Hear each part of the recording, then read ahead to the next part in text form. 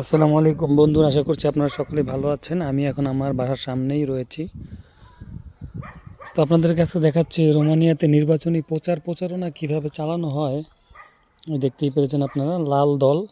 রোমানিয়াতে এখন নির্বাচনী মৌসুম চলছে, তো এই নির্বাচনের মৌসুমে রোমানিয়াতে কিভাবে নির্বাচনী গণসংযোগ প্রচারণা চালানো হয় সেটা আজকে আপনাদেরকে দেখানোর চেষ্টা করছি। দেখতেই পেরেছেন আপনারা যে লাল সমর্থক দল, তারা প্রচারণা চালাতে বাড়িতে এসেছে, বাড়িতে এসে প্রচারণা চালাচ্ছে এবং সবাইকে নির্বাচনী পোস্টার বিলি করছে।